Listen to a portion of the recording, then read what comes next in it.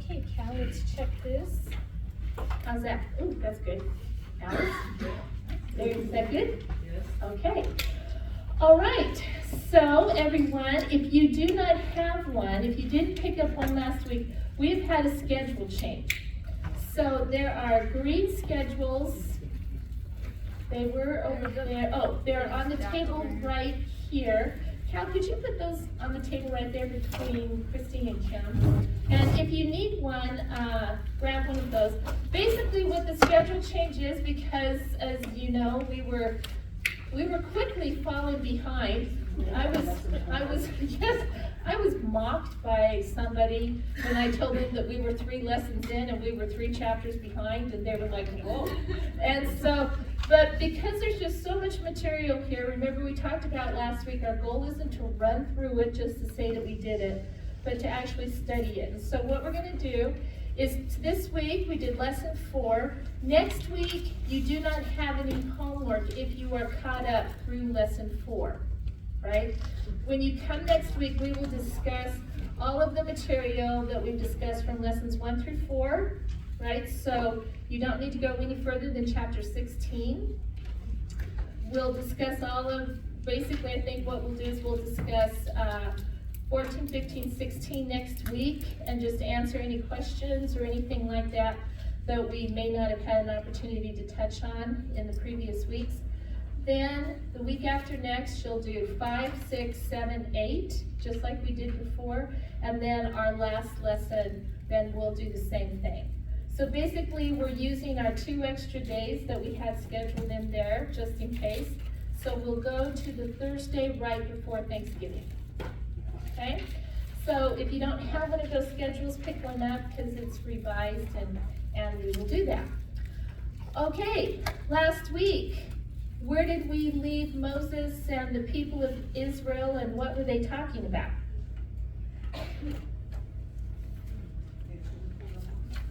They're still at the foot of Mount Nebo, right? Still listening to Moses, telling them what they need to know to go into the land. What event was he reminding them of in chapter 9 and 10? How rebellious they've been. How rebellious they were, and what event specifically? The calf that they made, calf that Aaron called Yahweh. Yes, the calf that Aaron refers to as Yahweh. And so what we see here is that Moses came down off the mountain. We talked about that his acceptance of being the mediator for the people meant that he was responsible to go and speak to God on their behalf because he had accepted that position with them.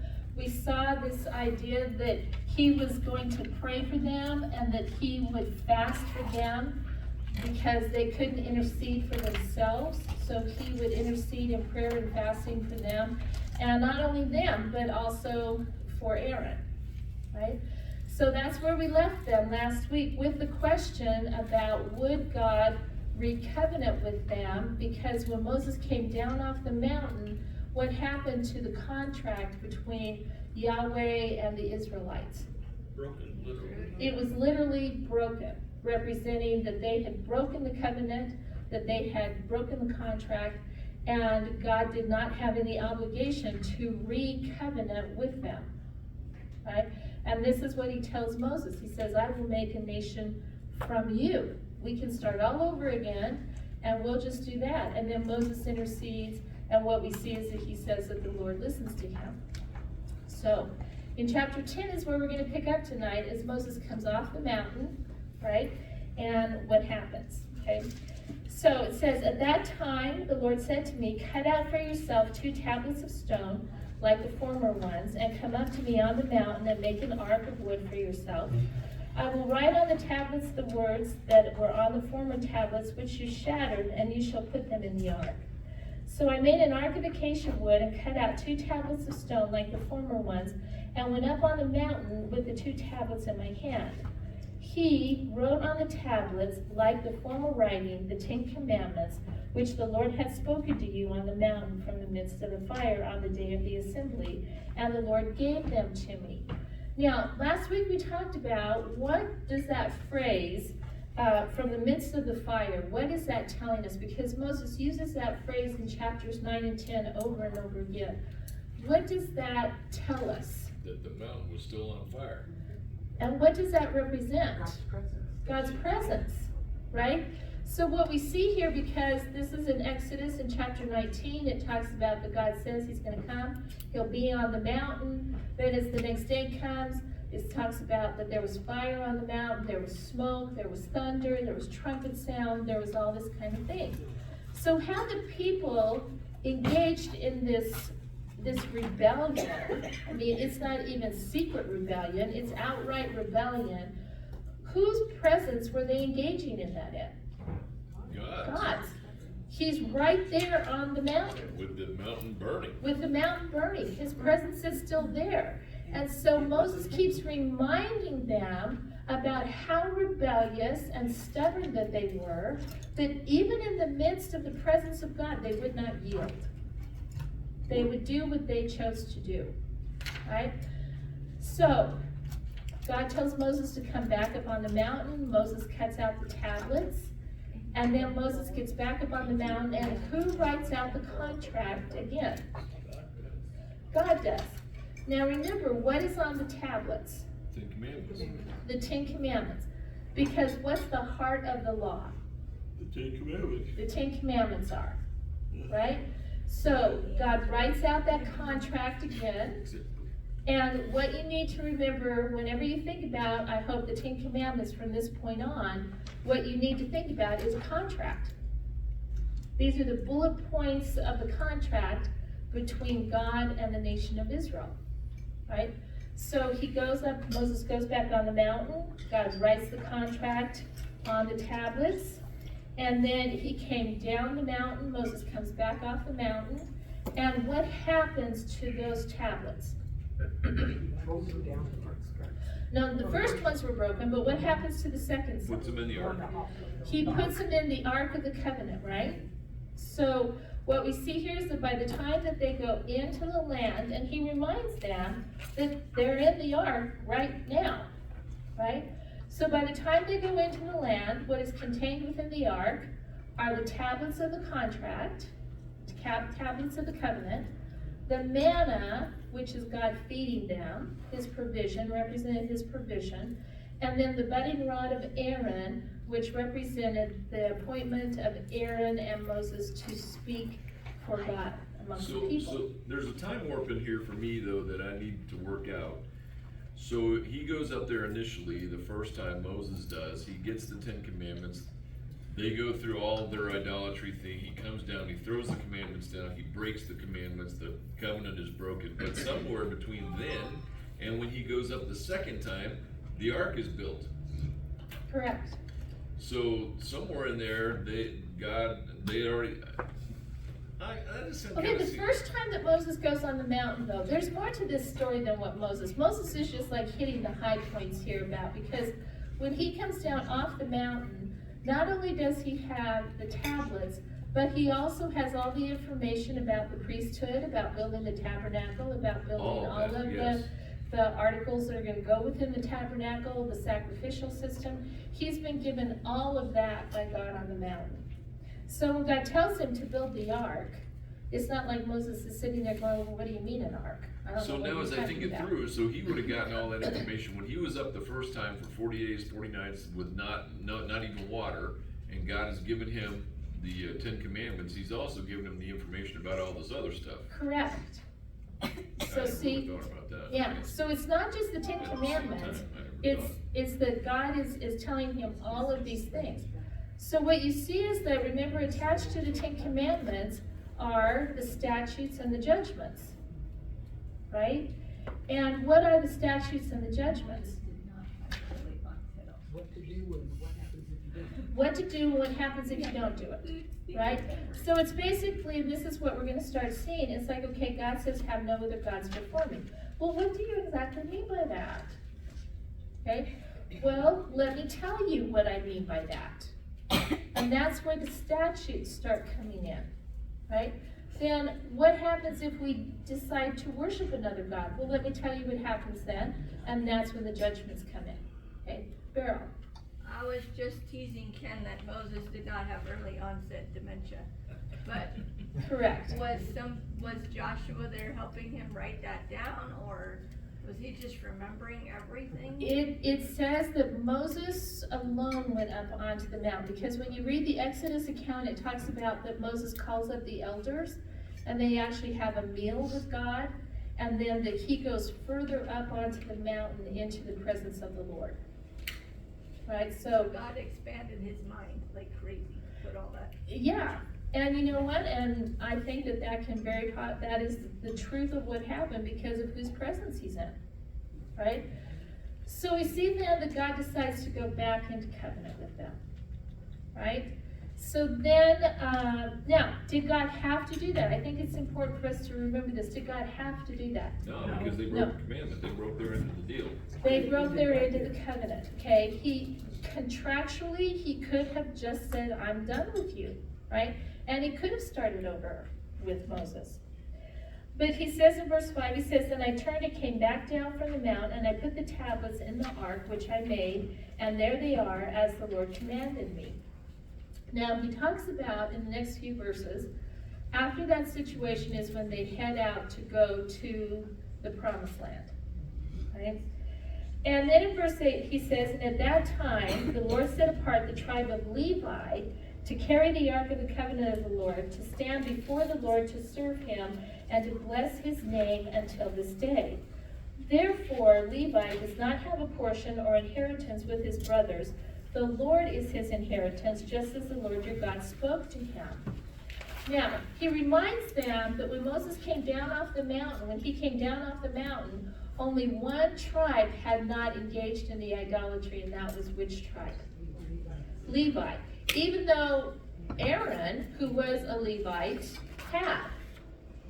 Right? And at that moment, because the Levites go out when God pronounces the judgment on the people, the Levites are the ones that go out and carry out that judgment. And at that time, what does God tell the tribe of Levi? That they have no portion? They don't have a portion of land, but who is their portion? He is. He is their portion. And from that moment, they stand before God as his ministers to the people. So they'll be the ones in charge of the movement of the tabernacle. They'll be the ones in charge of the sacrifices. They will now minister on behalf of the people to God because of their faithfulness there at Sinai, right? Because they stood firm to what God had said. Now, when you read it, who actually ended up with the better portion? The Levites did, right?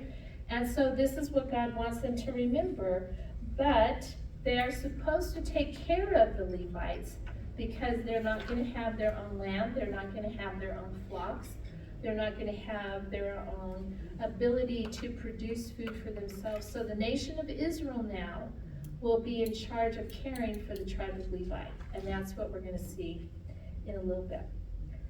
So in verse 10 he says, I moreover stayed on the mountain 40 days and 40 nights like the first time, and the Lord listened to me that time also. The Lord was not willing to destroy you. And you need to mark that verse some way, because what does that tell us about God?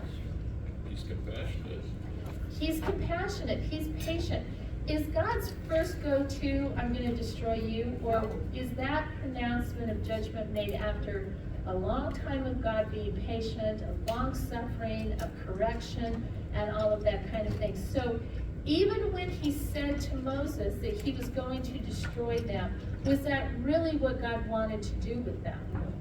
No, it wasn't, right? And so what we see here, and I think it's important, have you ever had anyone tell you that there's no grace in the Old Testament? Yeah, all the time. That the God, I love Jesus of the New Testament because he's all about grace, he's all about love, he's all about those kind of things. But I don't want anything about God in the Old Testament because all he wants to do is kill people, he wants to smiteth thou, all this kind of thing. Now, is that true? Not in the least. Not in the least, right? Because right here Moses is reminding them that even with that heinous sin that they had committed right in the presence of God, he had not really wanted to judge them, but based upon the contract, Did he have the right to do that? Very much so, right? So he says, then the Lord said to me, arise, proceed on your journey ahead of the people, that they may go in and possess the land which I swore to their fathers to give them. Now, in Deuteronomy, usually whenever he talks about the fathers, he's talking about who? Abraham, Isaac, and Jacob, right?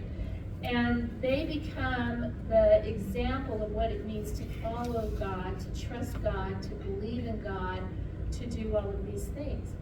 But the problem is that their descendants are not like the fathers, right? And that's something that God keeps telling them over and over. So what we see is that God's grace, right, has moved him to renew the covenant relationship with them through the creation of the new 10 Commandments. Now, in verse 12, what is the statement that Moses makes to them? What does the Lord, he asks them, what does the Lord require? What does the Lord require of you? Same question that's asked today. This is the same question that's asked today. And because, so many times when we're saved under the new covenant, we don't think that there's anything required of us, right? I believe, and now I'm saved, and I've got my ticket. I don't have to worry about going to hell. I'm good. God and I are good. Now, grace is an amazing thing, and grace is freely given. But there is a requirement about how you live once you have accepted that gift of grace. Even Jesus says that if you are going to be my disciple, you have to do what? You have to keep my commandments, you have to lay down your life, you have to die to self, and you have to pick up your cross and do what? Carry your cross, right? So to be in a relationship with God, there are requirements in that relationship, just as there are in any relationship, right? So after this horrible event that's happened, Moses asks the people, what is it that God requires of you? And you know what is so beautiful about this? It's not like, well, you're going to bring your sacrifices. Now we're going to get to that. It's that you're going to wear purple on Thursdays. It's that you're going to spend 17 hours in prayer 5 times a day. You're compelled to bring your offerings and your tithes and things to me. Is that what God says is required of them? No. What does he say is required of them? Fear, walk, love, serve. Yes, 5 things. He says, fear the Lord your God, walk in all of his ways, love him, serve him with all your heart and with all your soul, and keep the commandments of the Lord. Right? I want to talk about that. Is today the time to talk about it? Yes, we're going to talk about this. Because what's interesting about this is how they lay out. Because if you were looking at these, what would you kind of think would be the very first thing? To love God, right? But that's not the first thing. And so what we see here is that these things are bundled together that bring about the end result that God desires, or that we should understand is required of us.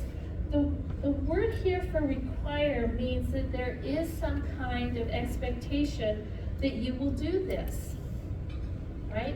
So what we see here, the first thing he says is that you fear the Lord. Now we've talked about fear a couple of times. What does it mean to fear the Lord? Reverence. Reverential awe, right? Just falling before him because of who he is and all that he does. It's a recognition of who he is in his character and nature, and it's a response from that recognition. Now, if I recognize who God is and what he has done as far as the nation of Israel, what can they not help but do? Love him and serve him. First is follow him. Well, yeah. Right? Because the word walk implies that you're doing what? You're following, right? So the first two that are bundled together are to fear and to walk in his ways.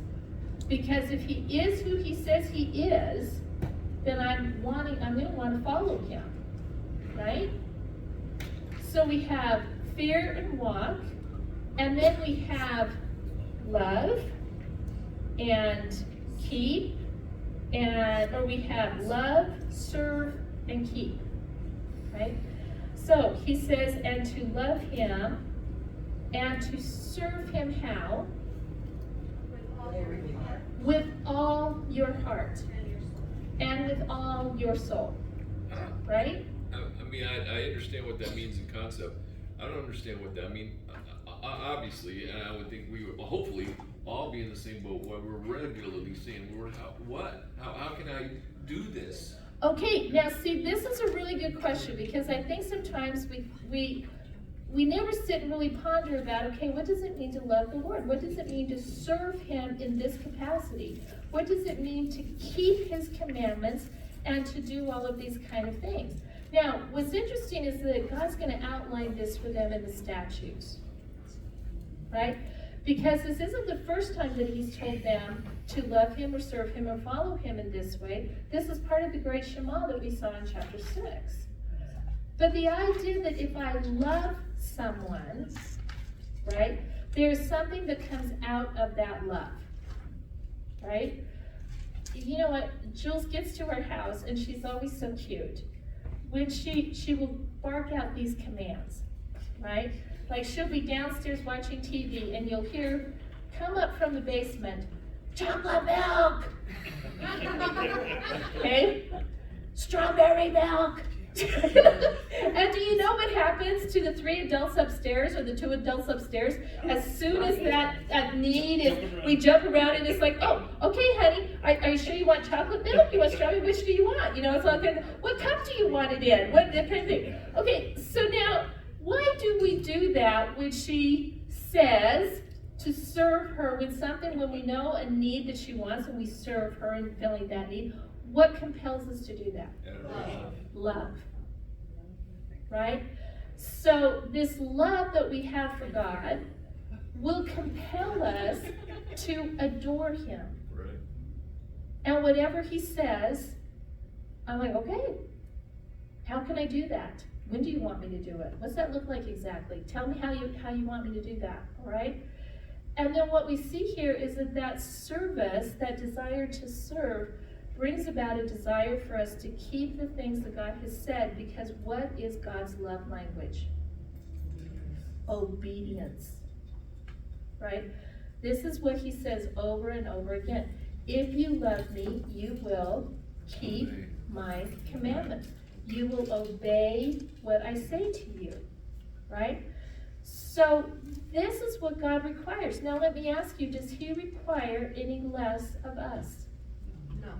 No.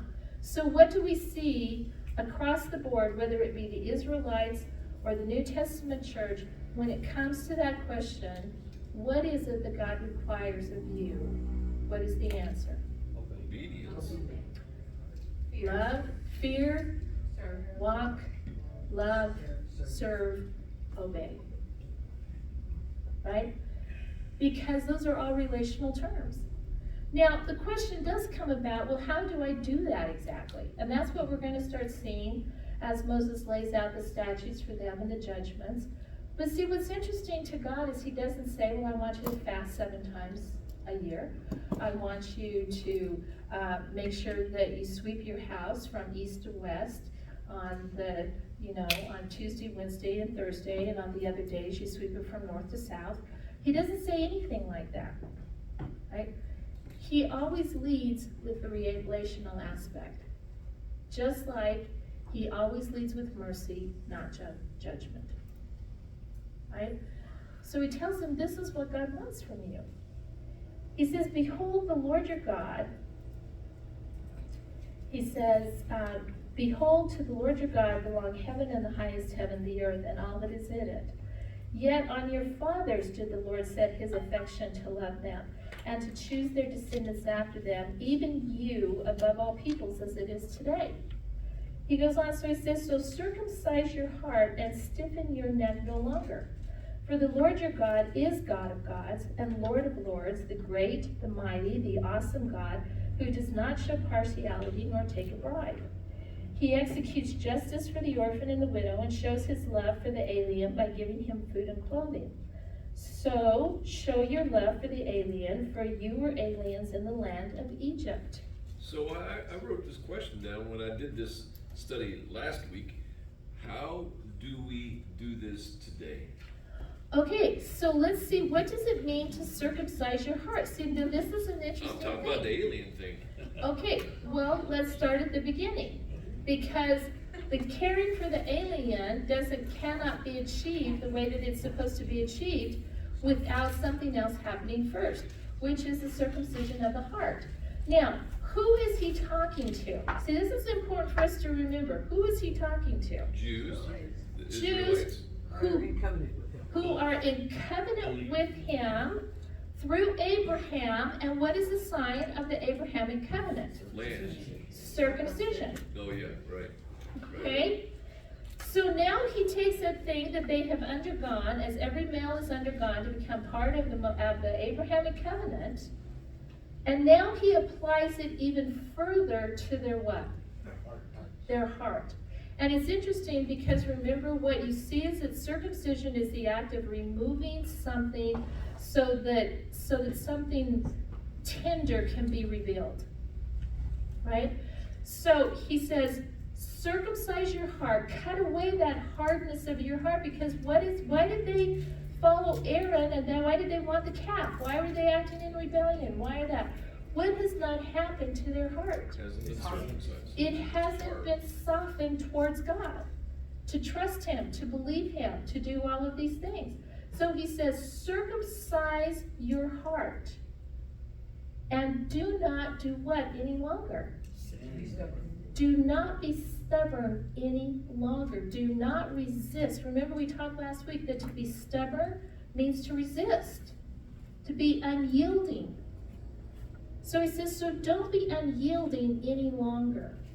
Now, this is a concept carried into the New Testament. Paul talks about the circumcision of heart that we're supposed to have, right? So what we see here is that Moses tells them, don't resist any longer. Don't be rebellious any longer. Yield to God. And then he tells them why they should yield to him. Because who is he in the next verse? God of gods and Lord of lords. God of gods, Lord of lords, the great, the mighty, the awesome God, who does not do what? Show partiality, nor take a bribe, right? He executes what perfectly? For who? And also the aliens who are in your land.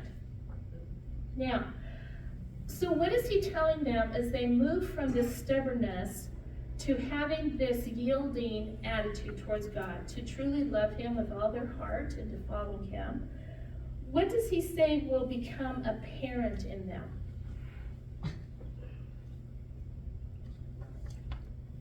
If God is concerned about something, who will mirror that concern? His followers. His followers will mirror that concern. See, this is what, when they understand who they are, and they understand who God is, what's going to happen then is that if God cares for the marginalized, so will they. If God has a social concern that he's concerned about, so will they. And in doing so, they mirror who they serve because these are his concerns. So what we see here is he says, first of all, God is all about justice. And he carries out justice for the widows and the orphans.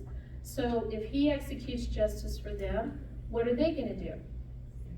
Same thing, because the widows and the orphans are very marginalized, right? And then he goes on and he says, he goes, so show your love for the alien. And the alien here, there are two ways that you need to, from this point on, you need to start thinking about the nation of Israel. The nation of Israel was composed of more than just the Israelites. right? You had the nation of Israel who had come out of Egypt, but you also had Egyptians who had come out with them. You had other people who were in servitude to Egypt who had come out with them. As you read through Exodus and you read through Numbers, what they talks about, the others who had come out with them, right? That sometimes they cause problems, sometimes they don't do what they're called to do, all that kind of thing. So what you see is that when Israel came out as a nation, there were also other people who came out with them.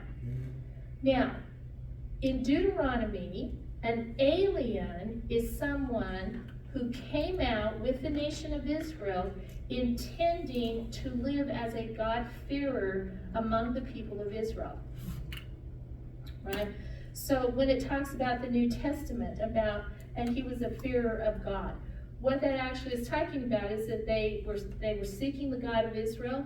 They were following the practice that the Israelites followed. They were living, in a sense, as Israelites without being Israelites. But they can't be Israelites because they are not descendants of who? Abraham. They don't get the land, but they should. And they don't get any land, but they do have social rights. They are to be taken care of by the people they are among, because remember, they have been drawn to the nation of Israel because of what they saw about God in Egypt. Right, and God also tells them, the Israelites, to treat them as his. Exactly. So they're on equal footing, but they don't get land. Correct. Okay, and we're going to see more of this as we go on into the statutes. So those are the aliens.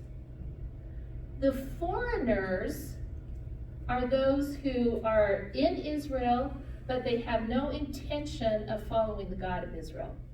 So they may be laborers who come in later on, or merchants who come and live among the people, or someone like that. And so what you see in Deuteronomy is this distinction between how you take care of the aliens and how you treat the foreigners, right? So now he says that is God's heart for these aliens to be cared for, because they are not going to have the same inheritance as the Israelites. Okay? But God wants them cared for, because who are they seeking to follow? Him. Right? So whose responsibility will it be to make sure that they're cared for? It will be the Israelites. Right? So he says, so show your love to the alien. Why? Because you were aliens in the land of Egypt. Now, what's going to bring about taking care of the widows and the orphans and caring for the alien? What is going to make them remember that this is their responsibility in verse 20? You shall what? Fear the Lord your God. You shall serve him and cling to him and swear by his name. Right? So once again, he goes back to, if they understand and recognize who he is, it's going to bring about a response to them. Right? Now, do you guys remember when I used to tell you years and years ago when Paige was little how you had to endure a certain number of Paisley stories every week because she was my new example? Well, if you haven't come to understand, Jules is now my new example. Right? And so what does it mean to cling to God? So I think this is really interesting. What does it mean to cling to him? So the other day we were at Lowe's, and of course, when you walk into Lowe's, every holiday now, we don't even pretend to wait for a holiday to be over now before we put out everything for every holiday. So you walk in the door and here's Halloween, and you look up here and here's Thanksgiving, and you look over here and here's Christmas, right? And all the Christmas trees are lit up and everything, and so Jules and I are looking for Poppy, but she sees the Christmas trees, and they have like this little path through the trees, and they're all lit, and they're all that kind of thing. So she's like, "Grandma, let's go walk through the Christmas trees." And I'm like, "Okay." Can't find Poppy anyway, so we'll walk through the Christmas trees. Well, on the side of the Christmas trees, they have this ginormous abominable snowman, the Bumble from the old Rudolph the Red-Nosed Reindeer cartoon. Okay, seriously, he's as taller than this ceiling. Right? So she's walking through the Christmas trees in her magical Christmas moment. And she turns the corner and she walks in front of the bumble and she looks up at it and it growls at her. And she moves over and she wraps her arms around my leg. And I said, "Are you okay?" "No." And I said, "What's wrong, honey?" She goes, "I do not like that." And I said, "Okay, well, we'll leave." And so we're walking. She's still clinging to my leg as we're moving away. And this is the statement that she makes to me. She says, "Grandma, what were they thinking?" She goes, "You should not put scary things in the Christmas stuff. Christmas is not supposed to be scary." And I said, "You are correct." Now, I pried her from my leg when we found Poppy. Because then she was clung to Poppy, right? That's the picture here. To cling to God means to wrap yourself around Him, right? So He says that you fear Him, you cling to Him, and what else do you do? You serve Him, and you swear by His name. And the idea of swearing by His name is worship Him, and only Him. He says He is your praise. Not any other God, but He is your praise. He is your God who has done these great and awesome things for you, which your eyes have seen. Now, what has been the most amazing thing that God has done for them? He brought them out of Egypt. He says that when your fathers went to Egypt, there were only 70 of them. And now look at you. He says you're like the stars of the heaven. So has God fulfilled His promise to the fathers? Yes. Okay, so what do we know about covenant in regards to God? Yes. If God makes you a promise, you can count on that promise being filled. Right?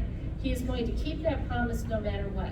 He did that with the fathers. He did that with the nation of Israel. So what about the promises that God has made to you? He will keep them, right? So anything else before we move off chapter 10? Okay, well, let's move to chapter 11. He says, therefore, because God is faithful in His covenant, He says, you shall love the Lord your God and always keep His charge, His statutes, His ordinances, and His commandments.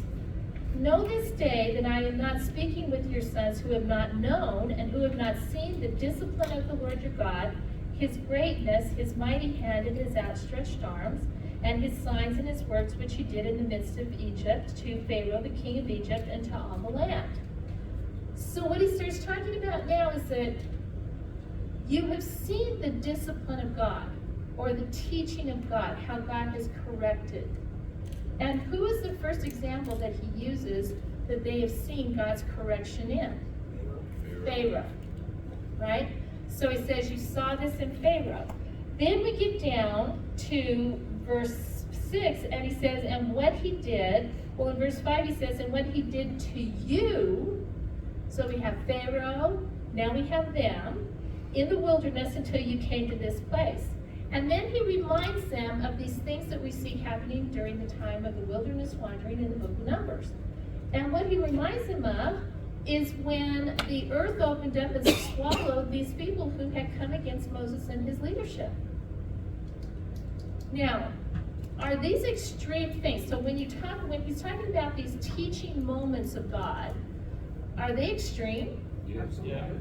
Absolutely extreme. Now, why does God remind them of those extreme moments? So He reminds them of what He's capable of, and What He's capable of. What does it mean that God is all powerful with a mighty hand? Right? He can do whatever He chooses to do to make the point that He is choosing to make with whomever He wants to make it. His teaching moments are not isolated to the nation of Israel. Right? So He says, remember these times you've seen this as you wandered in the wilderness and when you left Egypt. He says in verse 8, He says, you shall therefore, because they know what God is capable of, right? He says, you shall therefore keep every commandment to which I'm commanding you today. Why? so that you you may be strong. So that you may be strong and go in and possess the land into which you are about to cross over to possess it. And so that what else will happen?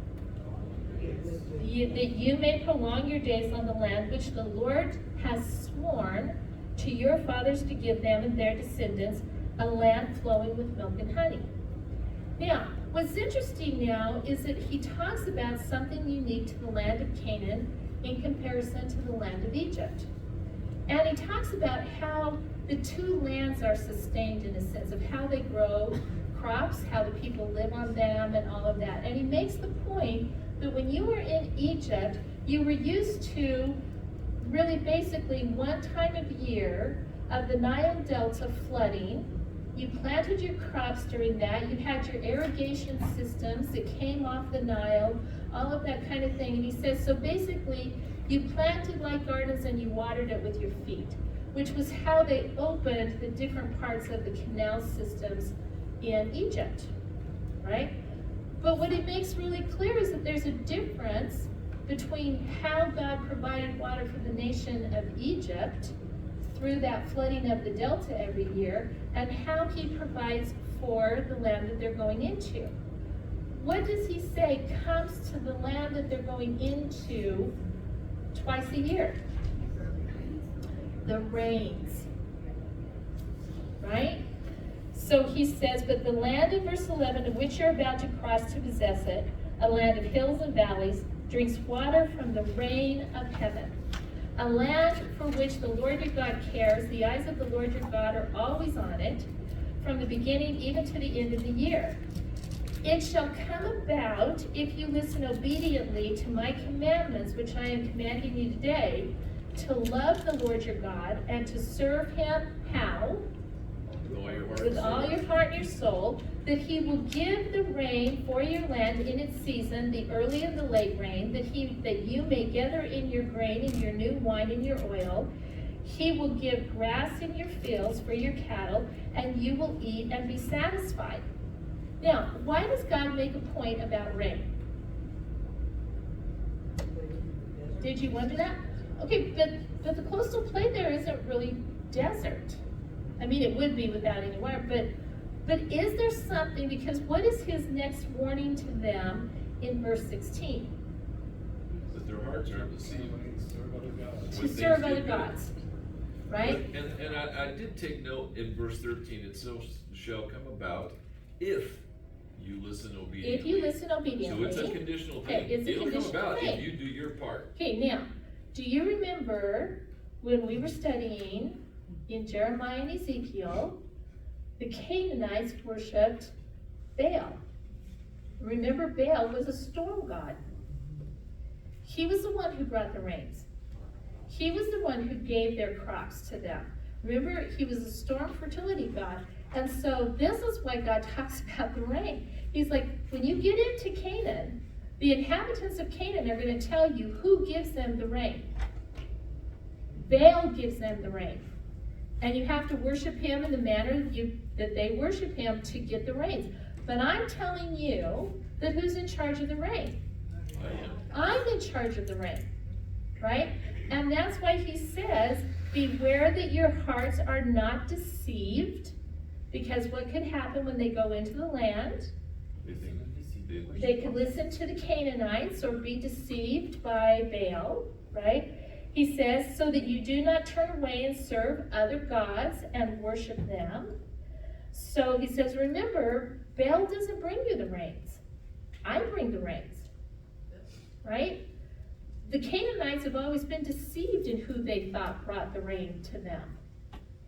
And it goes on and he says that if they are deceived and they start worshiping gods, Baal, what will God do to them? Verse 17.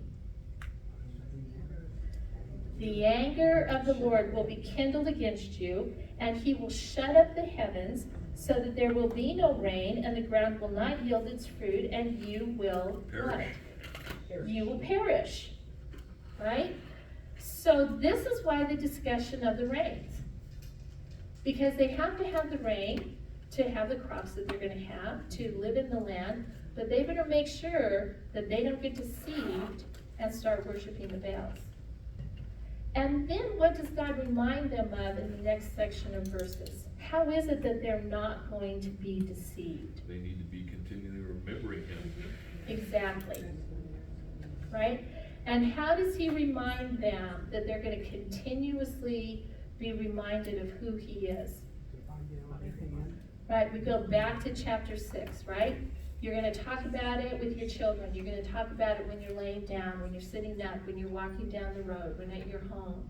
It's going to be the constant center of your discussion about God and who he is and what he's done. You're going to wear it on your body. It's going to be wrapped around your arms. It's going to be between your eyes. And it's going to be on where? The doorposts. Your doorposts of your homes. Right? So what we see is that this constant attention to God is going to keep them from being deceived. Now, do we learn anything from this today? We should. We should. Yeah, yes, we should. Okay. No ifs, ands, or buts. And I was thinking about that. I mean, it's clear that we have the Holy Spirit, so we shouldn't have to have those reminders other than he's there living in us and everything. Everything automatically just points to him. But I'm wondering if there's some merit, into doing some of these things. I don't know. I was thinking about it and I don't have any answers. I don't know that there is an answer. It's just a thought. See, and I think that this is so interesting because as New Testament believers, because we're not told to wear phylacteries or to wear something on our heads to remind us or to have something on our doorpost to remind us, we think therefore that we don't need reminders, right? And I was thinking about this as we were studying this, that there are things, what I need to remind me of God, right? And that may be different for other people. Everybody may have something different that they need to remind them about God. Years and years ago, when the very first time I ever taught the book of John, I was so moved by the teaching in chapter 15 about the vine and the branches. And and how the priests were consecrated. That their right hand, the thumb of their right hand was anointed to serve God. The big toe of their right foot was anointed to serve God. At that time, I bought a ring. And this ring are grapes and vines. Do you know how long I've been wearing this ring? Since then. Since the first time I taught John. I never take this ring off. Because every time I look at it, do you know what it reminds me of? Christ is the vine, I'm a branch. If I'm not connected to him, then I'm going to die. So see, this is what I think what we see here. We're not told that we can't have these physical reminders that we have. God just says, make sure that I am the center of your attention, that you remember who I am. Whatever you need to do that, do it. Right? Because if they don't do that, and if we don't do that, we will be in danger of being what? Deceived. Right? So he tells them in verse 22, for if you are careful to keep all this commandment which I am commanding you today, to love the Lord your God, to walk in all his ways and hold fast, then the Lord will drive out all these nations from before you, and you will dispossess the nations greater and mightier than you. Do you see the covenant terminology here? That if you love me, I will do what I have promised to do. Do you see it? Yeah. Okay. So then it goes on and he says, in every place on which the sole of your foot treads shall be yours. Your borders will be from the wilderness to Lebanon, and from the river Euphrates, as far as the western sea. No man will be able to stand before you. The Lord your God will lay the dread of you and the fear of you on all the land on which you set your foot, as he has spoken.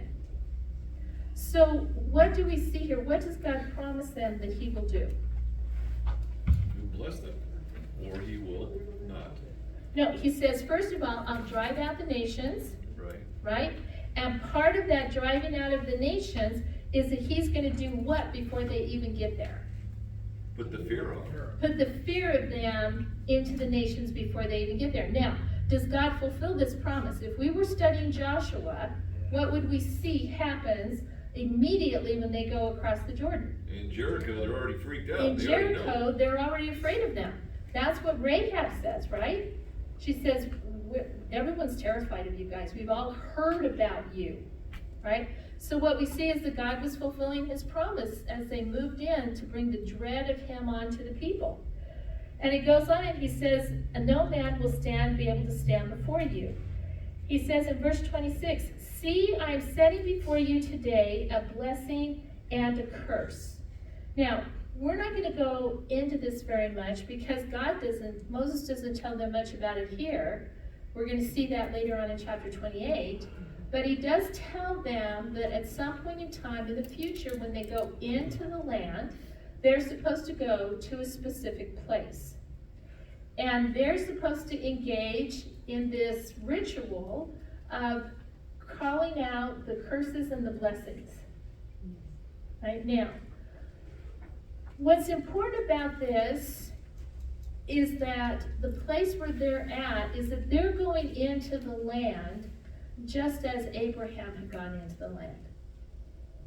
Right? None of them have ever been to this land. Abraham had never been to the land. They're going to go in, and what they're going to do when they go in, their first act while they're in the land will be this act of worshiping God in his faithfulness and in the covenant that they are in with him. And so what we see here is that the blessings, and he tells them, see, I am setting before you today a blessing and a curse, which I am commanding you today. How do they achieve the blessing? Listen to the commandments. Obeying God, right? Now, that obedience, though, is brought about by what?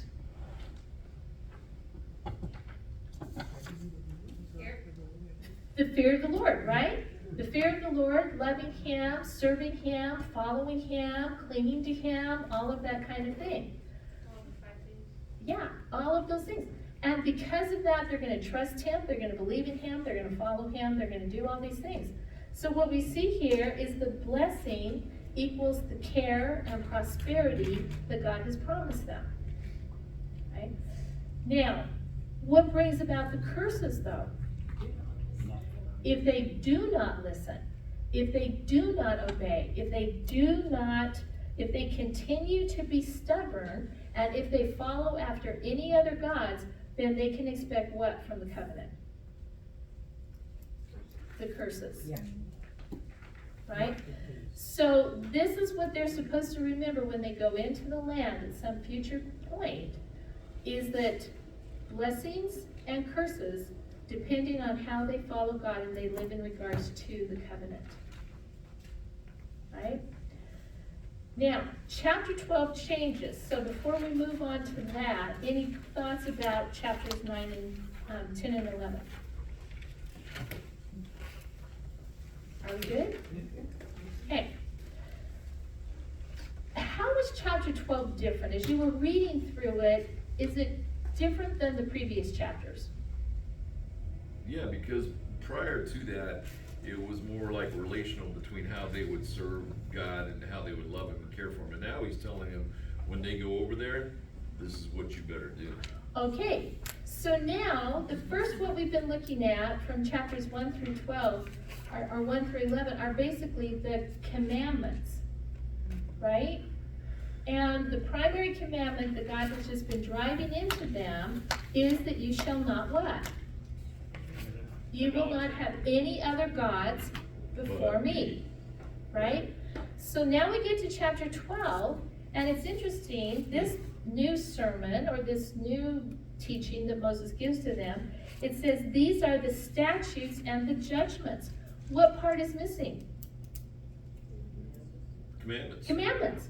Because what have they been talking about all this time? Commandments. The commandments. So now remember, what's a statute?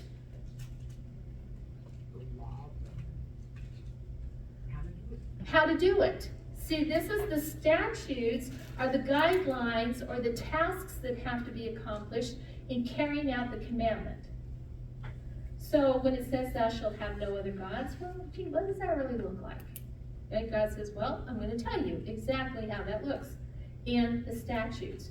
And then the judgments are the verdicts if the commandments are not followed. What happens if you break the commandments? The consequences, and they're outlined very clearly. So this is what starts to happen in chapter 12 all the way through 26. We're going to be looking at these statutes and what are the judgments if these things happen. What do these look like exactly? All of that kind of thing. Which I have to tell you, they are fascinating. They truly are. And what we see here is that so many times when people read through chapter 12 through 26 of Deuteronomy, they just think that Moses is just, oh, I thought of this, now this. Oh, here's this and there's that. Oh, here's this and this. That's not the way it is. It's very organized based upon the commandments. So what is the first thing that he reminds them of in verse 1 of chapter 12? These are the statutes and the judgments which you shall carefully observe in the land which the Lord, the God of your fathers, has given you to possess as long as you live on the earth. What is the first thing that he reminds them that they have been sinning there to do?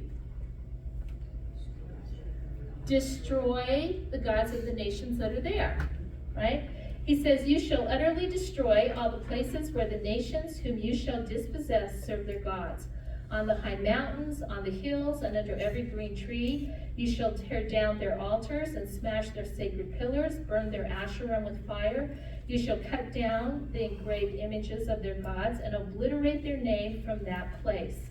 You shall not act like this towards the Lord your God. Right, so basically, what does it mean that you will have no other gods before me? It means that. No other God. It literally means this. You are going to go into that land and you are going to destroy not only the idols, but anything pertaining to any act of worship to those gods in that land.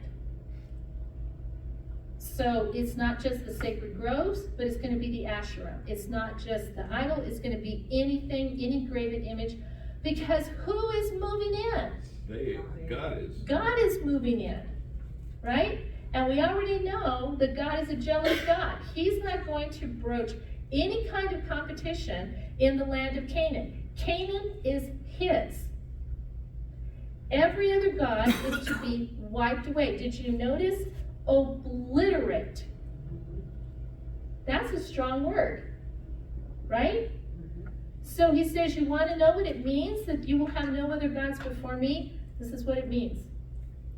You go in, you utterly destroy them. You obliterate every sacred grove, every worship space on every high mountain, every Asherim pole, every engraved image. I do not want anything left in that land that shows that they ever worshipped any of those gods. Now, is that pretty clear? Yeah. And he reminds them, he says in verse 4, he says, you shall not act like this towards who? The Lord your God. The Lord your God. So what is the this? Being distracted and all that. Any kind of worshiping other gods, right? There is not to be any competition for worship in the land of Canaan. Right?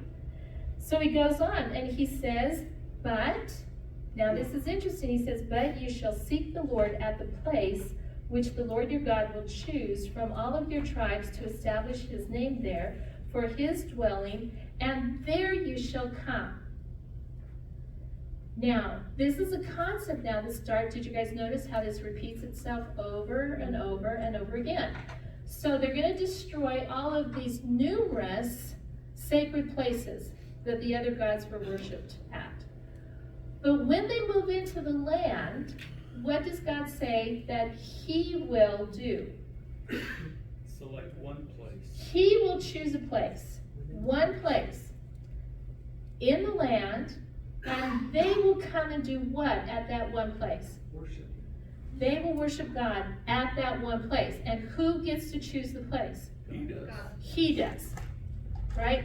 So he's telling them, you're getting rid of all these numerous sacred spaces, and when we move in there, I'm going to find a place, I'm going to tell you where it is, it will be in the land, and that will be my central location of worship. Now, we know historically that when they moved in, the first place that this was Shiloh, where the tabernacle was.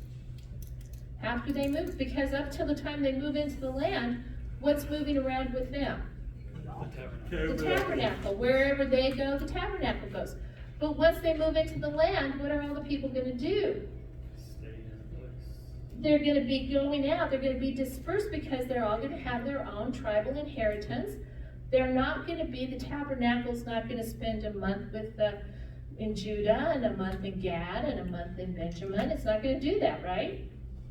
He says, I'm going to put my space at this one place. And you will come and you will worship me there. Okay? So he goes on and he says, okay, now what is that worship going to look like? Okay, he designates that he's going to choose the place. What is it that they're going to bring to him at that place? Sacrifices, tithes. Yeah, everything in verse 6. Now, is this new information? Have they been offering these things for 40 years in the wilderness? Yes. Yes. They have, right? But remember, the tabernacle's been doing what? Moving around with them, right? So he says there also, so he says in verse 6, there you shall bring your burnt offering, your sacrifices, your tithe, the contribution of your hand, your votive offering, your freewill offering, and the firstborn of your herds and of your flock. So anything that you bring to give to God, whether it has to do with sin offerings or free will offerings or vows or anything like that, you're going to bring to this place. But is that the only reason why the place is being established? No. What does he then say in the next verse? They'll go and eat there before the Lord. Exactly. So he says, there also you, your household, shall eat before the Lord your God, and rejoice in all your undertakings, which the Lord your God has blessed you. Right? And did you see that? This constant reminder of how God's going to bless them in the land. So this specific place is going to be to bring their worship items and how they worship, but it's also to be a time of community celebration. And all of these things are done in community. So what do you think, how does God feel about the community of his people? It is very important. We worship in community, right? And they're going to come, and so the celebrations become the feasts, and they bring the things that they're supposed to bring to him. So that's the first thing. When they say, okay, because remember, what is law number 3? Remember? Don't worship or serve any idols. You only worship who? God. Me. So the question is, okay, well, how do we worship when we get into the land? God starts laying this out for them of how that worship is going to look, right? Any thoughts? You're good? Okay. He says in verse 10, when you cross the Jordan and live in the land which the Lord your God is giving you to inherit, and he gives you rest from all your enemies around you so that you live in security, then shall come about that place which the Lord your God will choose for his name to dwell. So now, not only do we have the why that there's going to be a central place, all of that and what's going to happen there, but now we also have a when it's going to be established. So when does he say it will be established? When they've taken the land, and they live in it how? Okay, so he's going to choose his dwelling place, but it's when they live in peace, right? He says, when you, in verse 10, he says, God has given you to inherit. He gives you rest from all your enemies around you so that you live in security. Then, what will he do? Then he'll pick his place. right? So they even know that the place isn't going to be picked immediately when they get over there, but there's going to be the establishing of who they are in the land before he picks it. And it goes on and he says, and there you shall bring all that I command you, your burnt offerings, your sacrifices, your tithes, and the contribution of your hand, and all your choice votive offerings, which you will vow to the Lord. You shall rejoice before the Lord your God, you and your sons and daughters, your male and female servants, and the Levite who is within your gates, since he has no portion or inheritance with you. Now, the question here is then, who are these tithes going to? See, the tithes, when you go back to Leviticus, the tithes are 10% across the board of everything they have. Right? So they're supposed to bring this tithe to the Lord, and who is the tithe going to help support? The Levites. The Levites. That's why he keeps saying, don't forget the Levites. Don't forget your tithe. This is very important because, and do you see the progression? As God blesses you, if I'm living in that understanding of God's blessing and the abundance of that blessing, what can I freely give to him? Anything. Do I have to hoard my grain? Do I have to hoard my wine? Do I have to hoard my oil? If I know that God's faithful and blessing us every year with our crops and everything like that, what can I freely give in regards to him? Everything, but especially the tithe.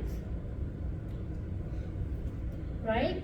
And this is what he keeps talking about, this tithe that is important because it helps support the Levites. So, he says though in verse 13, what is the warning when they get into the land about worship? Where to do it. Where to do it. He says you do not offer your burnt offerings in every cultic place you see. Right? So say that they're walking past a sacred grove and they haven't done, guys, this is so amazing, right? Do you remember when you read through Kings and Chronicles and you go back into the prophets, God is always telling them, you didn't destroy the sacred groves. You didn't destroy the places that worship on the high places. You didn't do it, and so it always became a snare to them, right? And he says, so if you don't destroy the sacred grove over here, and you just decide, well, you know what, I don't want to walk to the place that God's chosen that's so far away. I don't want to do that, all that kind of, I'm just going to go offer my sin offering, my burnt offering over here in the sacred grove. And God's a God, right? What does he say? No. Absolutely not are you going to do that. He says, but in the place which the Lord chooses in one of your tribes, there you shall offer your burnt offerings, and there you shall do all that I command you. So, first statute, where they're going to worship, right? And he's made very clear it's going to be a place that he chooses. You will have no other gods before me. You will worship me where I tell you to worship me. Explanation of commandments 1, 2, and 3. Right? Now, what's the next thing he starts talking about? The next statute. What they eat. What they eat. Right? So it goes on, he says, however, you may slaughter and eat meat within any of your gates, whatever you desire, according to the blessing of the Lord, your God, which he has given you. The unclean and the clean may eat of it, as of the gazelle and the deer. Only you shall not eat the blood, you are to pour it out on the ground like water. Okay, so, is he talking about a sacrifice here? No. How do you know he's not talking about a sacrifice? Because that requires the blood. Because they can do it anywhere. They can do it anywhere. They can slaughter this animal at their gates, right? At their city gates. And who can eat of this animal? The unclean and the clean. So what we see here, the clean and unclean is a ceremonial distinction between people in the worship of God. So what we see here is that if the clean and unclean can eat alike, then it's not ceremonial. And it says that they are to treat whatever animal that they decide to take from their herds. They're to kill it and eat it just like they would wild game, which cannot be offered to God. Right? Now, why does he start talking about this particular idea of, is it okay? Because really what he's explaining and telling them, it's okay for you to slaughter animals that are set aside for a ceremonial purpose. It is okay for you to slaughter them and eat them in your own villages and towns when you settle into the land. Why is it important for God to tell them that? What, Amy? He hasn't set apart a place for them to sacrifice. Okay, now it's gonna happen. This is when he's already set up the place. Because after that, there would be no way for them to slaughter their clean animals other than taking them to that far place. Okay, but he's already made the case here that this isn't ceremonial. Well, but it's not for sacrifice. He's allowing them to eat. He's Exactly. allowing them to have their animals and do with them as they wish. As they want. Now remember, for all these years, who's been in their presence whenever they slaughtered an animal? God has. Right? God's been there every time they slaughtered, it was before the Lord. But when they move into the land, God's going to be in one, he's going to set up his place in this one area. So even when they kill animals to eat, it's still not going to be before the Lord, like it was when they were moving around with the tabernacle with them. So he says, you can take these animals that are part of your herds, that are set apart for worship, the bulls and the lambs and the rams and the goats and all that kind of thing, and you can eat them for food, apart from being with me physically, just like you eat the wild game that you have. And remember, they're not ceremonial. Anybody can eat of them, even those people who are ceremonially unclean or they are clean. You just gotta get rid of the blood. You just have to get rid of the blood the way I tell you to. And what does he say about the blood? Pour to the To pour ground. to the ground. It has to be poured onto the ground, right? And that was the same for sacrifices or for just food slaughter, right? So God's telling them, you can kill animals outside of my presence for food, and that's okay. You just have to get rid of the blood the way I tell you to, right?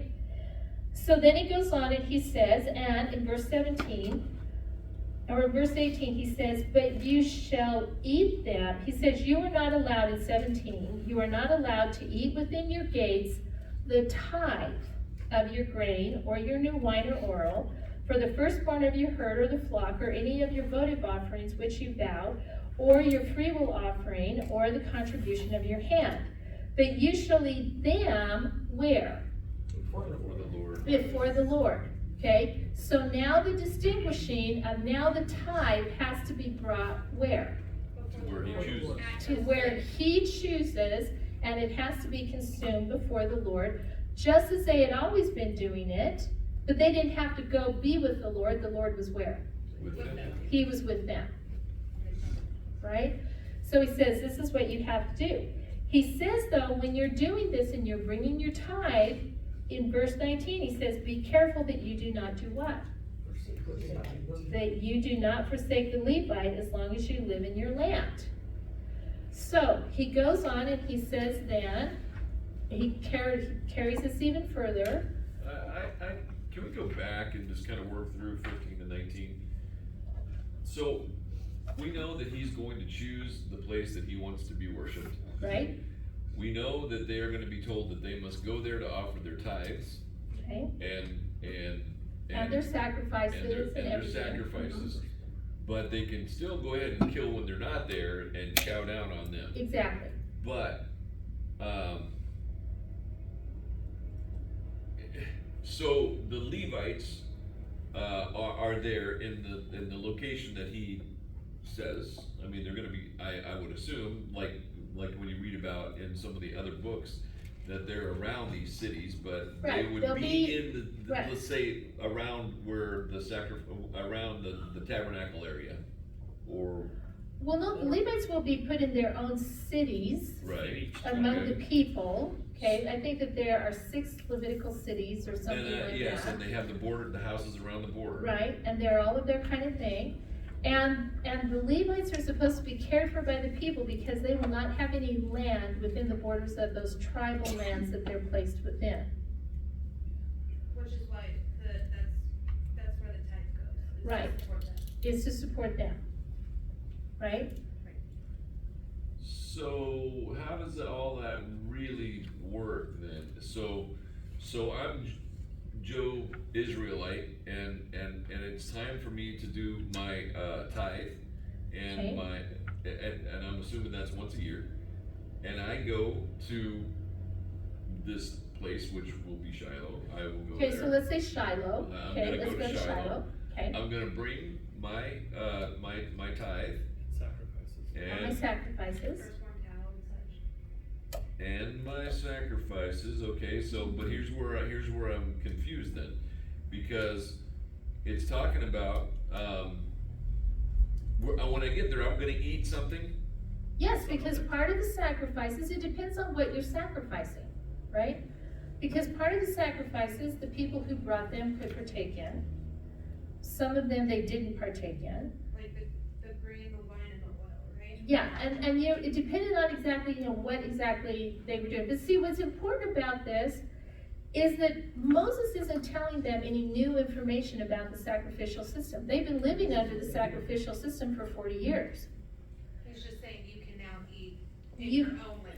You don't can now eat slaughter animals, you don't have to animals bring them down. outside of my presence, okay? Because everything that had been slaughtered up until that point had been slaughtered in the presence of God. Because he was with them. But Because it didn't was count with them. Because it's not a sacrifice. But even if it wasn't a sacrifice, it was still. It was still in the midst of God. Yeah, 'cause he was Right, there. but now, because it's not a sacrifice, they don't need to walk it down, slaughter Right. it, walk it back. Exactly. So these things that were in a sense that were used to the worship of God, like the sheep and the rams and the goats, all of these kind of things, they're free to eat of those however they want to in their own villages, in their own towns, wherever they settle. But the things that are God's, like the redemption of the first fruits, okay, and the tithe offering, which is 1/10 of everything, that has to be brought to God where He chooses. The sacrifices now have to be done where He chooses. But in case they were thinking that they have to slaughter even their food before God, He says you don't have to do that. You can slaughter these animals wherever you want to eat them. Just make sure that you do away with the blood the way that I tell you to. So if I'm Joe Israelite and I take my sacrifice and I go to the temple, I mean to the tabernacle, and the animal is killed and I eat him, Then you go home. then what are the Levites getting? Okay, this is what I'm saying. You can't, it depends on what you're offering. You can't eat what, you can't just say is your offering is there. There's a stipulation laid out in Leviticus about what offering you can partake in as the bringer of the offering, or what is given entirely to support the priests who are doing the offering. All of that is laid out in Leviticus. And you don't consume your whole offering. You No. eat part of it. And some It's of only goes to part the of priest. it. Well, Like- I get all that, but this wording here is what's throwing me off a little bit, but I'll Okay, deal but with that see, on my own.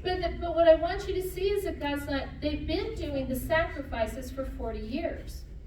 Yeah, It's understood. just the point of what God is telling them now is now the God will have a place where He is dwelling specifically among them. What about the killing of these animals, which they had been doing in His presence? And see, this also feeds in to the worship of the other gods. It's interesting because when you look at the Corinthian letter with Paul and he talks about eating the meat that's sacrificed to idols, in certain cities, every piece of meat that was sacrificed that you could buy in those cities had been sacrificed to idols. Right, Okay. but So what he's saying is that you don't have to look at the meat that you're eating every day as sacrificed meat. It's just eating meat, Now sacrifices and. which food they had is always separate. been. But in a sense, when God was moving with them, It was like everything that was sacrificed in his presence. Yeah, and that's where I think I'm having the struggle here, is that, so we know that when they were cruising around and they were complaining that God brought in the quail, and the quail flew in, they flew at waist height, they took them down, they ate them. And they would, throughout their 40-year wanderings, they would still chow down on animals. Yeah, because it's clear here that they ate game. Yes. He said that it'd be treated just like the gazelle or the deer.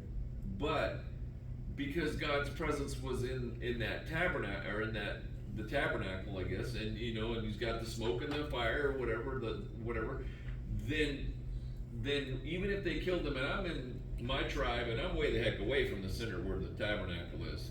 Okay, but All right, the God's camp was seeing still, that. but the camp was still the camp. Yeah, this is pre-tabernacle. See, this Still is in the the thing, this presence is still in the of the presence of the Lord, because how God refers to the nation is the camp. Everybody is in the camp. There are certain things that you do outside the camp, and there are certain things that you do inside the camp. But see, the camp concept, when they move into the land, what's gonna happen to the camp concept? It's no Spread longer, out It's so no far. longer there. it's town. Everybody has. Yeah, now everybody has their land. So See? it's just him saying like, hey, this is, there's a difference between sacrifice and food. You Exactly. don't have to sacrifice. You for don't it's have to just look at slaughtering. everything that you slaughter in a sense of sacrifice within the camp, right? The camp's going away. Eat your gazelle or whatever you want. Yeah, and that's what he says in the next set of verses, when you move to the borders of your land, right, as far away as you're gonna be. When, in verse 20, when he says he extends your borders as he has promised you, and you say, I will eat meat because you desire to eat meat, then you may eat meat wherever you desire it, right? But if it's a tithe or a sacrifice, where do you have to bring that meat to? The place. To the presence, where the presence of the Lord is, to Shiloh, okay, originally. See, this explains so many things, like remember in 1 Samuel when we're introduced to Hannah? What are she and her husband going to do? Sacrifice. To bring their offerings to Shiloh. And remember when we're told that Elkanah loves Hannah more, so he gives her a double portion of what they sacrifice. See, so what we see here is that as time went on, they understood you can sacrifice whatever you want to eat, but remember, if it is set apart to God, it has to come to the place where he chooses, so you can eat of it there. Okay? And you have to do away with the blood the way that he tells you to do away with it. Amy? Can I just say real quick, if you map this out, 11 tribes times 10% equals greater than one tribe worth of income.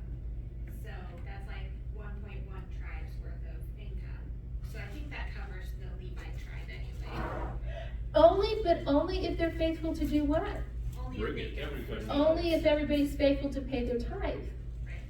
See, this is why the thing, don't forget the Levites. Who is living off of your tithe are those who minister before God for your sake, right?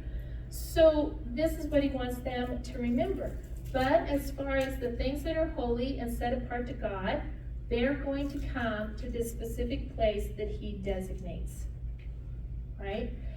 And that's basically what he talks about in chapter 12, answering the question, you will have no other gods?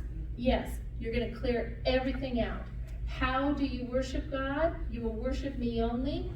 This is how it's going to look when you get into the land, right?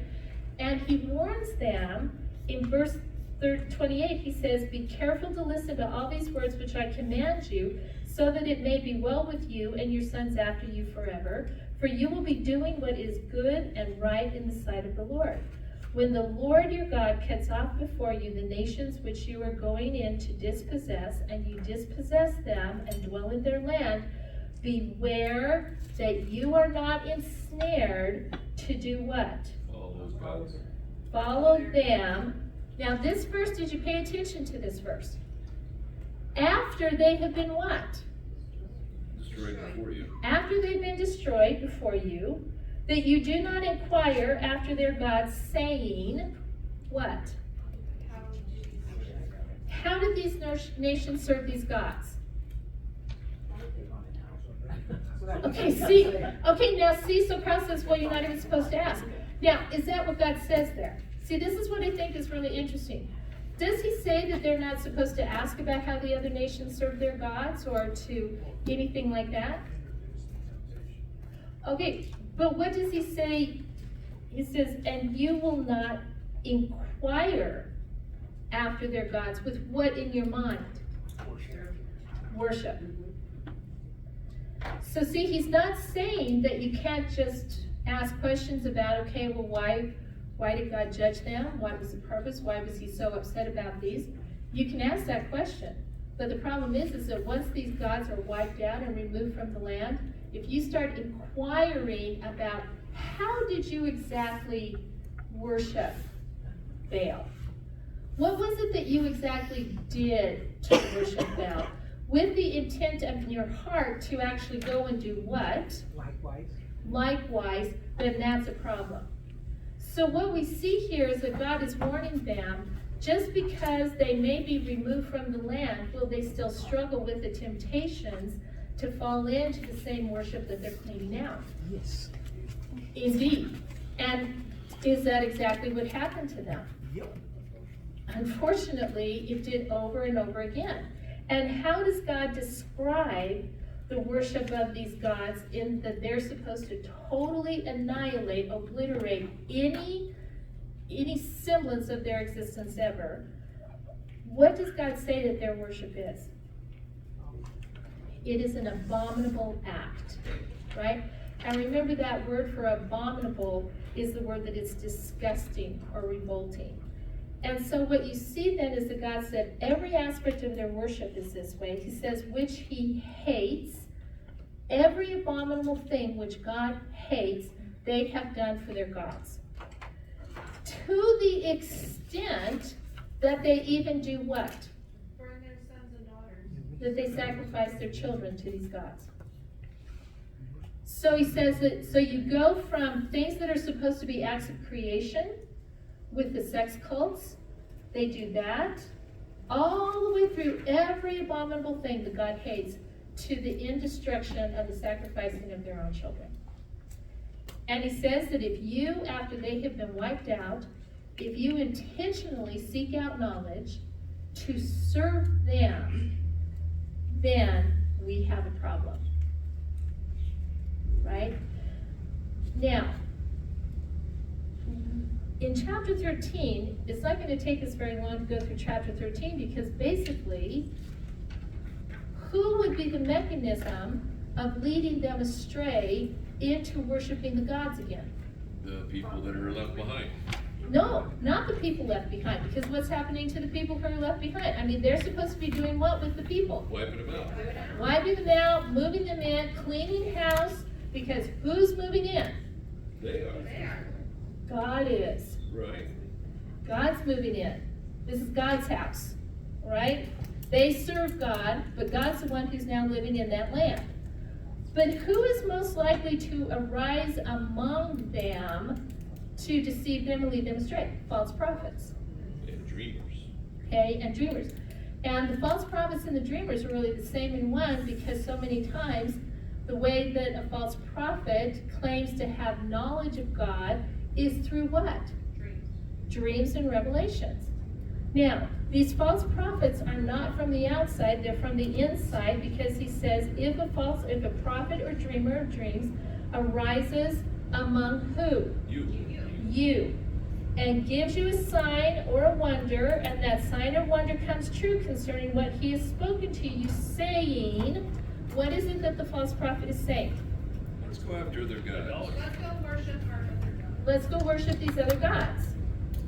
How are they supposed to take that information? Now, this is really interesting, because he says that this false prophet can even produce signs and wonders. Right? Now, when they left Egypt, and Moses and Aaron went to Pharaoh, what happened in the beginning with all of the plagues? They could be duplicated. They could be duplicated by the court magicians.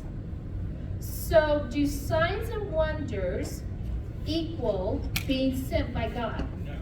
No. So how do you know that someone is sent by God? Teachings line up. The teachings have to line up with the signs and wonders.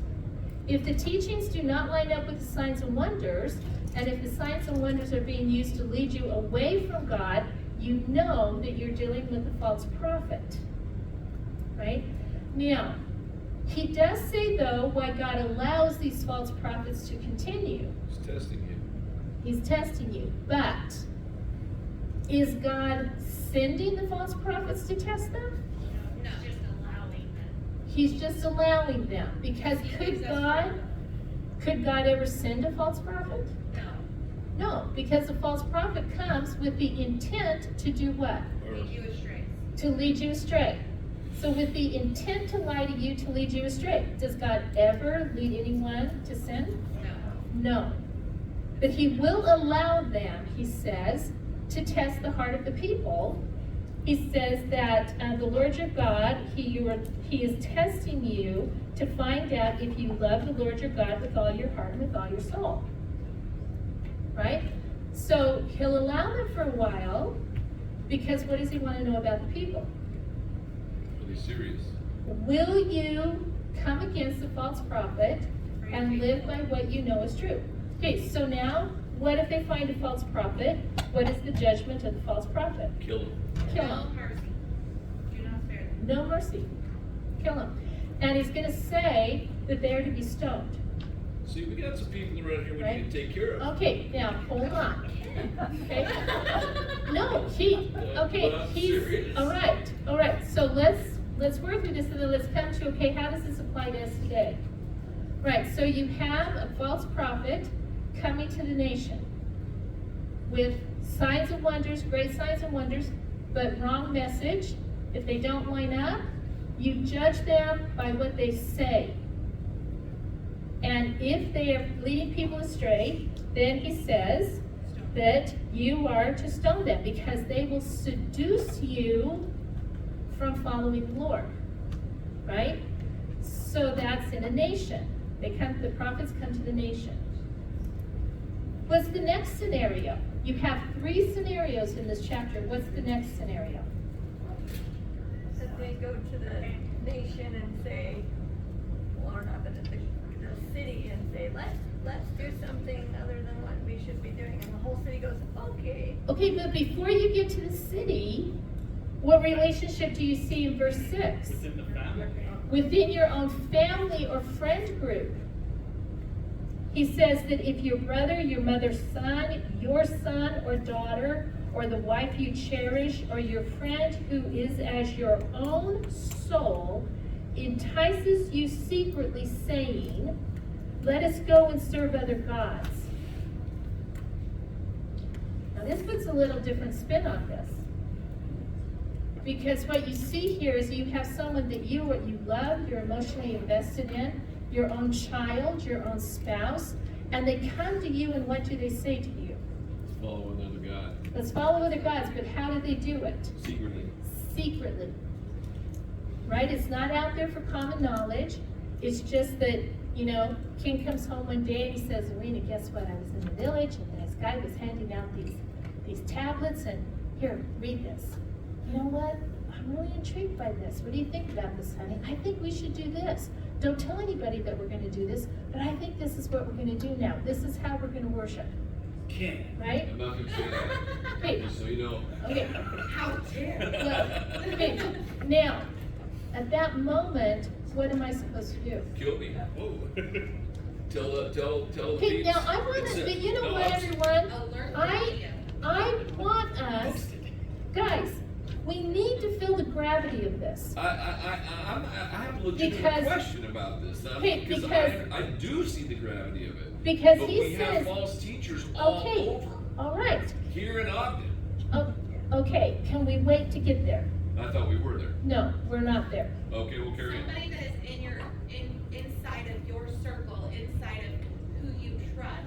Who is I trying- love, And who you love is Who trying I to pull love. you out, and that's why you have to put God above everything. everything. Now, people say this all the time, but let me ask you. How many people do not live according to this as Christians? How many Christian families are carried into false teaching because their kids are going somewhere, or their family is going here, or something like that, and they're carried into false teaching, they're carried into heresy, and they're like, you know what? It's okay. But God says here that if someone comes to you, if the person that I love the most in my life comes to me and they said to me secretly, man, come on, we're going to do this. I am not supposed to let that secret stand. I am supposed to bring that secret to light. I am to bring that person who I love with all of my heart. And I am supposed to bring them to the community. And who is supposed to throw the first stone? You are. I am. Why? Because if you can throw the first stone, you really are convicted about the fact that they're not doing the right thing. If you can't, you probably have some doubt and Okay, there's something going on there. but what is the commandment repeated over and over and over? You love the person in your family more than you love God. You love if you don't do it, you love the person in your family more than you love God. You want to know what all means when he says that you will love the Lord with all your heart, with all your mind, with all your power? This is what it means. And I'm supposed to throw the first stone. Now that becomes a little more difficult. Because then it does it crystallizes how God feels about idolatry. There is no quarter given to idolatry and the leading of others into it. And this is what he reminds them. So you want to know in real life what it means that you shall have no other gods before me? This is what it looks like. Then what if there's a town that's producing false prophets? Burn it down. Now, do they just go in and burn it down, or what do they do? See, this is it. They have Because to investigate it and see if the claim is true. they have to investigate it, they have to see if the claim is true, right? So he says, if you hear in one of your cities. Now see, this is the thing, these aren't people coming from outside the nation of Israel. These are within the nation of Israel. If you hear in one of your cities, which the Lord as God is giving to you to live in, anyone saying, some worthless men have gone out from among you and have seduced the inhabitants of their cities, saying, what? Let's go and serve Let's other go gods. and serve other gods whom you have not known. Now there's a judicial process that you're going through to judge whether or not this is happening in the city. So he says that you shall investigate it, you shall search it out and inquire thoroughly, right? So this is where witnesses are going to need to be called and all of that kind of thing for this judgment to be done.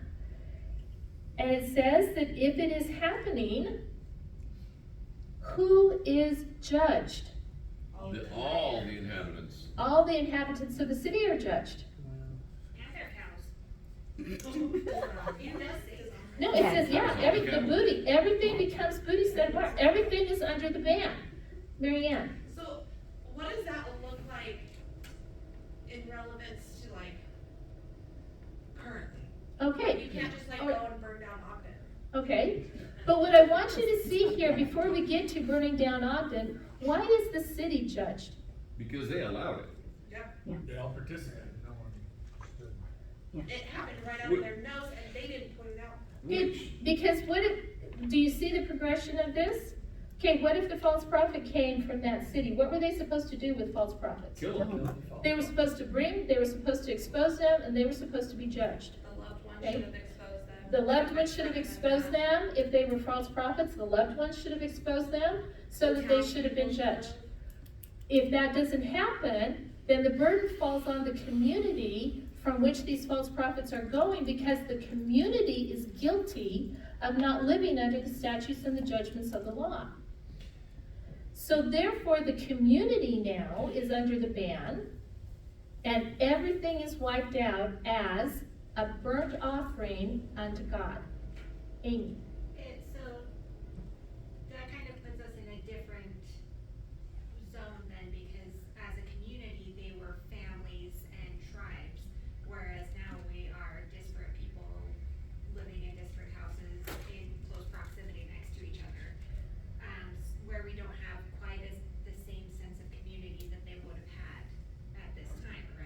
Okay, I don't think that that's necessarily true. Because if you flip this over, okay, let's flip it over to the New Testament, right? The church is a community, right?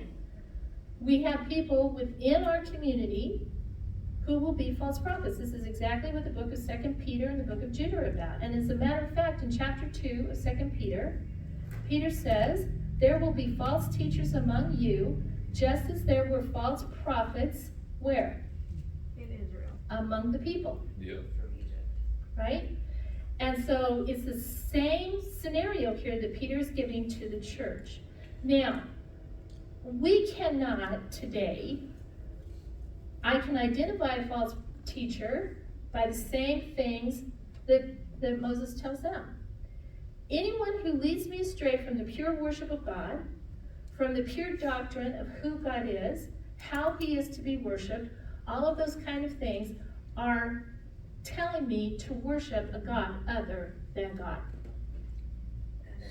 Anyone who falls into extreme legalism that corrupts the Word of God, or anyone that falls into extreme liberalism that corrupts the Word of God, are leading the people of God astray by telling them to seek a God other than the God who is described in His Word.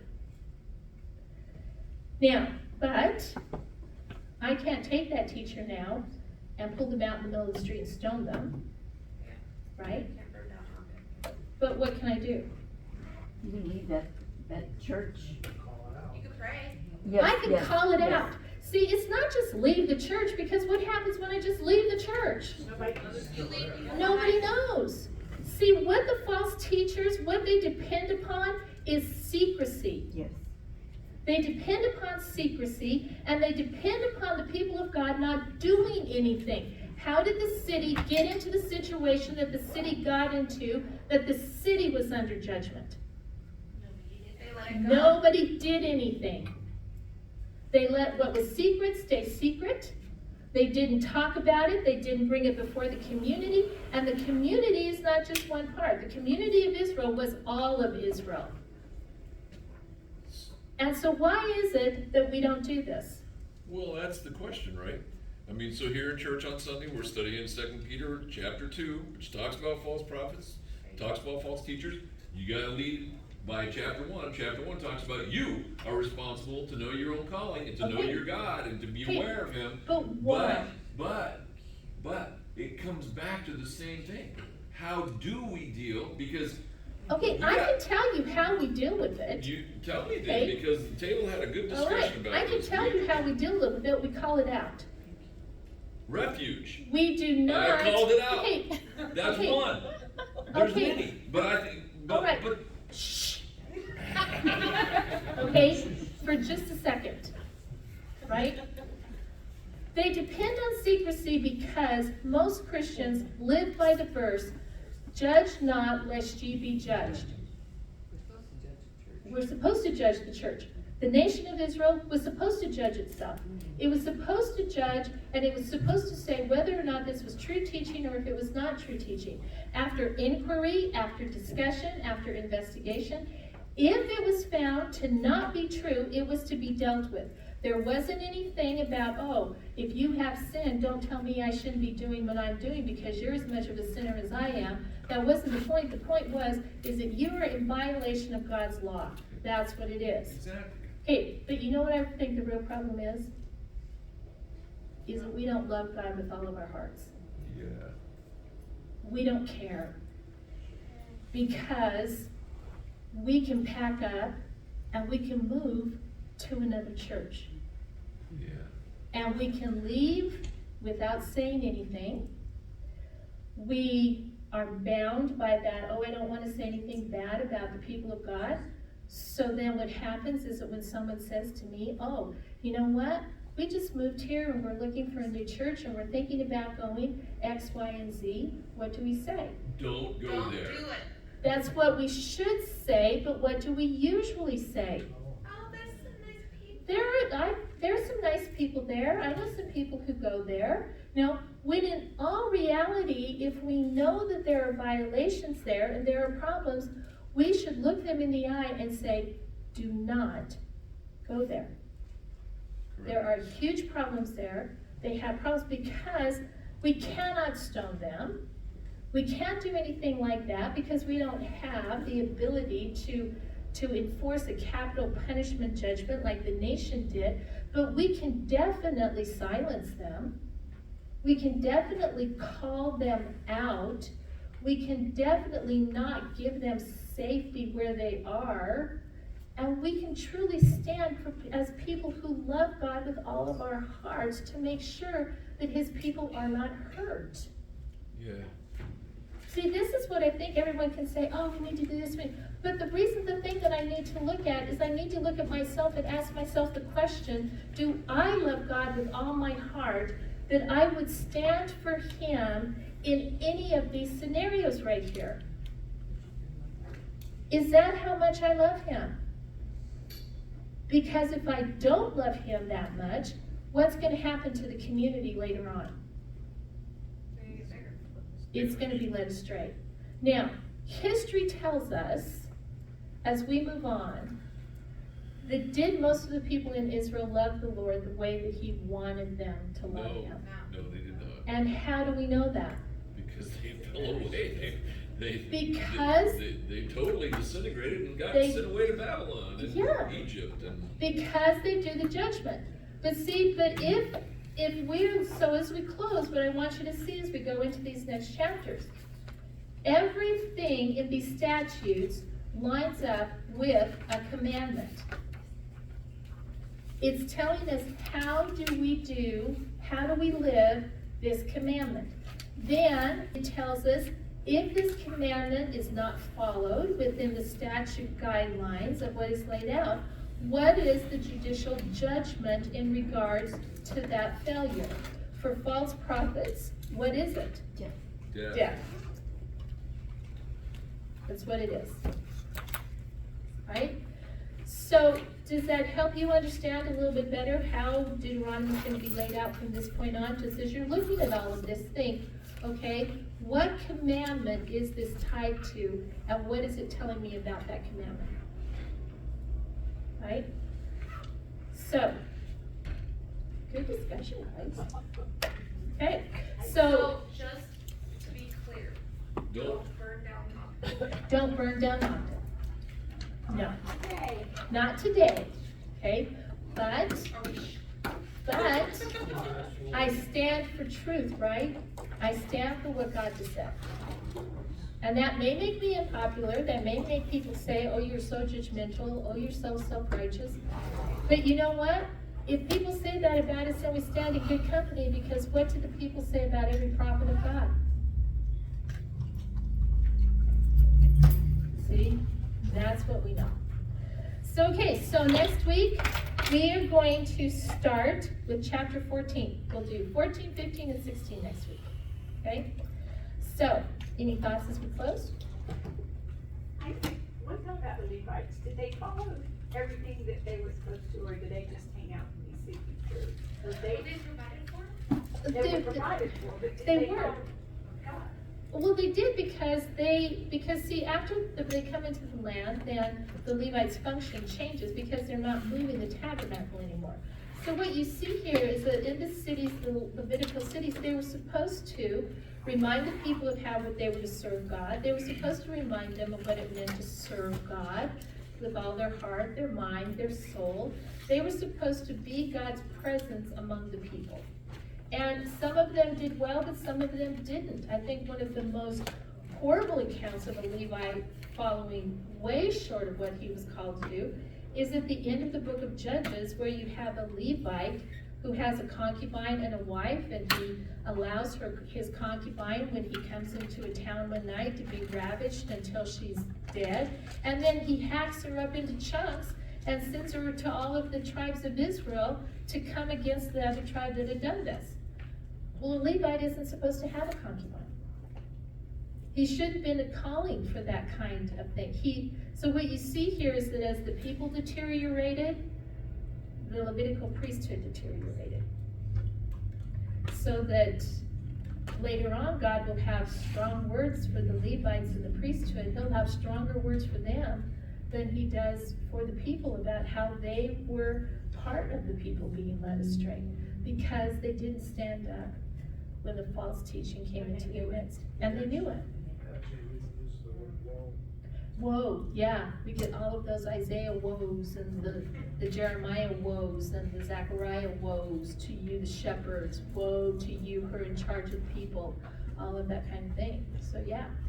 But you know what, just as we leave here, let me ask you a question.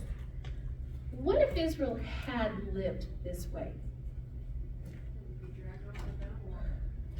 What would the world look like today? Probably wouldn't be thinking about burning down. Okay, but what if they had been the nation that God had called them to be? What if our understanding of Israel was totally contrary, that instead of being an example of failure and what you shouldn't do, they become, this cautionary example? What if they had done what God had called them to do? What would the world look like now? It'd be a lot more beautiful and peaceful. Because remember, their purpose was for the people to look at them and say, That's the example. what is a nation like this? With the wisdom that they have, who serve a God like this. What if that had happened? Our world would look entirely different than it looks now. So, we need to be faithful to what God has called us to do so that we don't become a cautionary tale. So on that, are you ready to go home? Yes? Okay, let's pray. Father, we thank you so much for this time that you've allowed us to be in your word and the things that we have seen from your word and just the understanding that you have given us from that word. And Father, we thank you that with your Spirit we are equipped to do the things that you have called us to do, that we can discern what is right, what is wrong, that Father, that we can know what to do through the work of your Spirit. And Father, we just truly ask that we would truly come to understand what it means to love you with all of our hearts, with all of our mind, with all of our power. And Father, that we would not lie to ourselves, saying that we do that when we know in our hearts that we don't. But Father, we would truly want to do that we would desire to follow you, to cling to you more closely than anything, because we know that that's what you want. You will never push your children away. So Father, as we study this week, Lord, I ask that you would just give us a hunger and a thirst for your word, that it would be water to our lips, that it would be honey in our mouths. And Father, that if it would be your will, you'll bring us back next week to continue. But Father, we thank you so much for what we've learned so far in this book. We praise you, we honor you for who you are as the mighty God, the Lord of lords, the God of gods, the one who is most powerful, who delivers with your mighty hand, and who love your people forever.